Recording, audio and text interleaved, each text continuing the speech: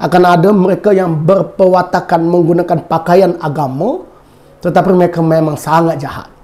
Undang-undang hanya terpakai kepada rakyat, tetapi kepada dia boleh padam. Inilah celakanya negara apabila ada ulama sebegini. Jadi saya nak tanya Musyidah Ampas sekali lagi. Binatang apakah yang nak disamakan oleh Nasruddin Tontowi dan juga Menteri Agama ni? Dr. Khairuddin tu belatuk kepada rakyat Malaysia.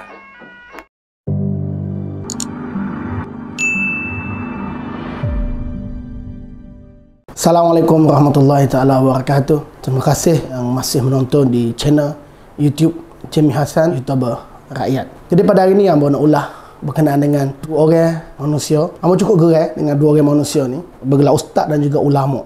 Kemarin dia akan menyambut majlis ulang tahun Yadim di pejabatnya di Putrajaya. Jadi pada hari ini amo ingat Nasruddin Tontowi, pengurusi Yadim Malaysia ni, dia akan ikut SOP Harakah Daily, di mana kalau Harakah Daily kalau dia buat kesilapan dia akan delete posting tersebut. Jadi saya anggap Tontowi akan delete posting, di mana selepas Tontowi memuat naik gambar beliau dan staf-staf Yadim bersama dengan menteri belah pulut kuning, netizen mengecam dan netizen marah dan mereka dilihat seolah-olah nak mencabar undang-undang. Tetapi rupanya apa yang saya anggap itu salah. Hari ni dia tak delete posting dia dan dia bangga bila ada orang marah dia jawab. Dia ni adalah Nasruddin Tontowi. Dia jawab, dia mengaku majlis tersebut dia adakan di pejabat Yadim. Menteri yang berada selang satu blok pun turut dijemput hadir untuk potong kek. Katanya majlis ini ikut SOP.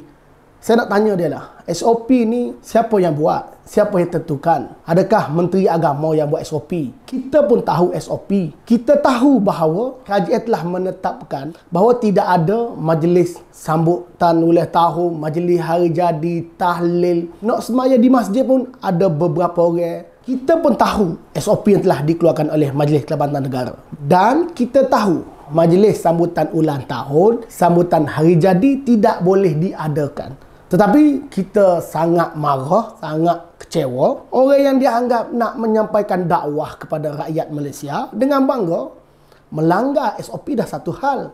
Tunjuk pamer kepada rakyat. Yang ketiga ni, bangga dan mempertahankan perbuatan jahat mereka. Dan Nasruddin Tontowi siap cakap kepada mereka yang buat komen di Facebook dia, adakah mereka ni benci kepada Yadim? Adakah mereka tidak puas hati dengan Yadim? Bukan masalah benci, bukan masalah tidak puas hati. Ada rakyat yang ditangkap dan didakwa dan kena bayar denda kerana sembahyang di masjid. Adakah kita nak kata kerajaan benci kepada sembahyang? Ada rakyat yang tak dapat berjumpa dengan ibu bapa, tak dapat rentah negeri kerana SOP. Adakah kita nak kata kerajaan benci kepada rakyat jumpa keluarganya? Kita ada SOP. Yang paling kita sakit hati ni adalah Menteri Agama. Pernah datang ke Kelantan dulu sekali dan dia didapati positif, dan kita tengok gambar aktiviti program dia di Kelantan ni tidak ikut SOP. Siap buat tanik, masuk jari dalam mulut budak. Kita ingatkan dia dah insaf, tetapi kita tengok hari ni dia siap pergi ke pejabat Yadim, belah pulut kuning, ambil gambar, upload di Facebook. Beliau sedar tak hari ni, di saat hari ni negara kita ni, ketika beliau potong pulut kuning tu, beliau tahu ke ada rakyat yang selongkar tong sampah kerana nak cari makan ni. Ada rakyat yang terpaksa mencuri cool fever kerana tidak ada duit. Jadi mereka nak tunjuk apa sebenarnya? Apakah dakwah yang mereka nak tunjuk kepada rakyat Malaysia? Melanggar undang-undang negara, melanggar SOP yang kerajaan kita buat. Dan mereka lah sebahagian daripada kerajaan. Apa ketahikan sebenarnya berlaku ni? Adakah undang-undang ini hanya untuk rakyat biasa? Mungkin inilah yang nak disampaikan oleh Tan Sri P. Ramlee. Akan ada mereka yang berperwatakan menggunakan pakaian agama, tetapi mereka memang sangat jahat. Undang-undang hanya terpakai kepada rakyat, tetapi kepada dia boleh padam. Inilah celakanya negara apabila ada ulama sebegini. Dan hari ini kita tengok seperti ada di dalam negara kita. Kalau dulu kita masih ingat lagi, Musyidah Ampas menyamakan Nasruddin Tontowi dengan burun hud-hud kerana ada langgar pun, tapi sebab ada kepentingan yang besar. Dia samakan Khalid At-Takiri, menteri yang jaga sawit ni, sebagai burun hud-hud. Jadi saya nak tanya Musyidah Ampas sekali lagi. Dah ada dalil ke untuk merasionalkan perbuatan Nasruddin Tontowi ni? binatang apakah yang nak disamakan oleh Nasruddin Tontowi dan juga Menteri Agama ni? Binatang apakah yang nak disamakan mereka ni bahawa perbuatan mereka ni adalah wajar, bagus, kebaikan untuk negara? Kita masih ingat itulah di antara permulaan langgar SOP dan dengan bangga dipertahankan oleh ahli-ahli PAS. Binatang apakah lagi yang nak disamakan oleh Mursyidah Ampas kepada dua orang makhluk ni? Dulu disamakan burung hudhud. Inilah yang saya rasa permulaan kepada kecelakaan negara bila seorang menteri sendiri yang ada title dengan jawatan dalam ulama PAS, bila dia buat silap, ketua dia yang paling tinggi dalam PAS, Mursyidah Am, mempertahankan lalu disamakan dengan burung hudhud. Jadi kali ini ada lagi pimpinan PAS bekas ketua pemuda, hari ini pengurus Yadim dan ada Menteri Agama. Jadi Mursyidah Am PAS, kita nak tanya dia, kalau dia nak mempertahankan dua orang manusia ni, dia nak samakan dengan binatang apakah lagi untuk merasionalkan perbuatan mereka. Yalah, kalau kita tengok Nasruddin Tontowi pun tak insaf. Memang saya sendiri beranggapan dia akan delete, minta maaf. Mungkin dia akan cakap dia akan potong gaji 3 bulan, beri kepada tabung COVID ke apa benda, termasuk dengan Menteri Agama minta maaf. Tak. Dia tak minta maaf. Dia siap komen di bawah FB yang tegur dia tu, dia kata kenapa benci sangat. Yes, kita benci dengan manusia yang menggunakan agama untuk kepentingan dia, dan dia memperlihatkan agama ni tidak cantik kerana dia sendiri. Ulama sendiri banyak memberitahu tentang ulama su, ulama jahat. Kita tak nak cakap lah mereka ni ulama jahat, tetapi ciri-ciri itu telah ada. Mereka menggunakan agama bukan untuk kepentingan agama. Apa pentingnya ulang tahun penubuhan Yadim di saat PKP, di saat negara hari ini rakyat ada yang tak boleh makan, ada yang bunuh diri?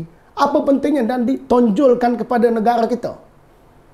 Dan orang melihat orang agama melanggar peraturan di saat rakyat nak pergi semaya tak boleh kerana terikat dengan SOP. Ada yang telah ditangkap, dibayar denda. Tetapi pengaruh pengurusi Yadim Malaysia ni dengan bangga muat naik gambar di Facebook, bila ditegur kata yang menegur tu benci kepada Yadim. Celaka kamu menggunakan agama untuk kepentingan kamu. Menteri Agama, nampaknya kamu tak insaf. Datang ke Kelantan dulu dah menyusahkan rakyat Kelantan. Kita ingat dia akan insaf, nampaknya tak juga. Saya nak menyeru kepada sahabat-sahabat yang pernah ditangkap kerana salah langgar SOP, dia akurlah dengan arahan kerajaan kerana kita nak membasmi COVID ini. Jadi kita akur dengan arahan yang telah dikeluarkan oleh kerajaan. Tetapi pada masa yang sama, saya memberi cadangan kepada mereka yang pernah ditangkap dan membayar denda. Kita berdoa, kalau mereka ni masih tak mau mengaku bersalah, kalau mereka ni masih berbangga dengan perbuatan mereka yang melanggar peraturan ini, kita doalah supaya Allah melaknat mereka. Kerana di saat negara dalam keadaan begini, mereka dengan bangga tunjuk biadab, seolah-olah nak mencabar undang-undang negara. Saya harap kerana mereka yang teraniaya, insya-Allah doanya akan diterima. Jadi kepada pengarah Yadim ataupun pengurusi Yadim, saya tengok jawatan dia yang di-Pertua Yadim Malaysia dan juga Menteri Agama, kalau tengok video ni letak jawatan lah. Kalau anda rasa anda ada maruah. Tapi kalau anda sayangkan jawatan, sayangkan gaji bulanan, tak apalah. Minta maaf kepada rakyat Malaysia. Ya mungkin itu SOP burung hudhud yang dikeluarkan oleh Mursyidah Ampas. Setahun gaji berikan kepada mereka yang memerlukan. Kerana memang hari ini pesakit, hospital masih tak cukup kewangan. Okeylah, duit kita pun negara banyak tapi tak tahu ke mana. Yang terbaru kita dengar buat dewan di Pagu. Jadi kalau anda sayangkan jawatan, tak apalah. Minta maaf kepada rakyat sekurang-kurangnya, mengaku bersalah depan polis dan tolak gaji anda setahun lah. Jadi kamu yang dengan bangganya telah melanggar SOP kerajaan yang telah kerajaan yang kamu sendiri ada dalam tu, kalau ada maruah letak jawatan.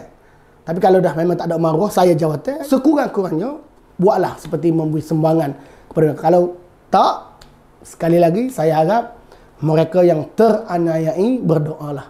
Semoga mereka yang sengaja melanggar peraturan dan mereka kebal dengan peraturan ini, semoga Allah melaknat mereka. Di saat kita rakyat biasa terpaksa akur dengan beberapa arahan ini, tetapi mereka seolah-olah undang-undang ini tidak terpakai kepada mereka, mereka kebal, tak apa. Tetapi Allah masih ada. Kita berdoa kepada Allah Subhanahu Wa Taala supaya Allah melaknat mereka. Ya, saya marah kerana yang melakukan ini bukan DAP, tetapi ustaz. Ustaz ini adalah di antara orang yang dihormati di dalam Islam. Jadi kepada mereka yang tidak beragama Islam, yang sedang menonton, ustaz dua orang ini bukan contoh dalam Islam. Dalam Islam, kalau ada undang-undang, mesti terpakai kepada rakyat dan juga pemimpin. Mereka berdua ini, kalau dalam Islam, Islam pun pernah memberitahu melalui ulama dan dalam Al-Quran, ada sekumpulan manusia yang ilmunya tinggi, yang dilihat alim, tetapi mereka itu adalah ulama jahat yang dipanggil ulama su. Saya tak naklah kata mereka ulama su, tetapi ciri-ciri itu ada pada mereka. Jadi, perbuatan mereka tidak menggambarkan Islam sebenar. Islam tidak begitu. Terima kasih kepada yang menonton. Sebarkan video ini. Assalamualaikum warahmatullahi wabarakatuh.